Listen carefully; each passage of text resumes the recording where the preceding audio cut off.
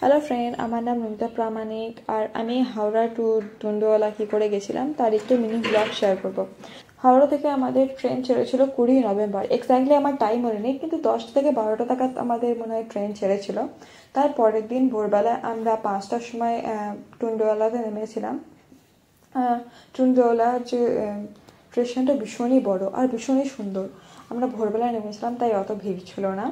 একটা কথা বলতে আমাদের ভুলে গেছিলাম, আমরা যখন যাচ্ছিলাম টুন্ডোয়ালার দিকে, তখন বেনারসে যেখানটায় গঙ্গা আরতি হয় সেই জায়গাটা দেখতে খুবই সুন্দর লাগছিল। তখন আমাদের সন্ধে হচ্ছিল।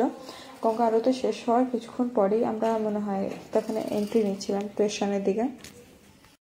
আমার ভয়েস ওভারে ভীষণই প্রবলেম হচ্ছে ভয়েস ওভার করতে। প্লিজ প্রথম তো আপনারা সহযোগিতা করুন। আমি আমার যে ভুলগুলো সেগুলো শুধরে নেওয়ার চেষ্টা করব। ভিডিওতে দেখতে পাবেন। আর ওই যে বাসে করে আমরা টুন্ডোয়ালা থেকে হোটেলে এসে পৌঁছালাম। আর দেখুন ফুল আর চন্দনের ফোঁটা দিয়ে আমাদেরকে এখানটা স্বাগত করছিলেন। আর হোটেলের ভিউ ভীষণই সুন্দর, হোটেলের রুমগুলোও খুব সুন্দর ছিল। আমার যে কোনো হোটেলে গিয়ে প্রথমে কাজ হচ্ছে ওয়াশরুম চেক করা, বেডশিট চেক করা। এখানে ভীষণই ভালো ছিল, বেডশিট ওয়াশরুম দুটোই ভালো ছিল, পরিষ্কার পরিচ্ছন্ন ছিল। আপনাদের যদি এই হোটেলটা ভালো লাগে, লাইক, কমেন্ট অ্যান্ড সাবস্ক্রাইবও করবেন আপনার চ্যানেলটাকে। এটা আপনাদের সাপোর্টে আমার ভীষণই প্রয়োজন।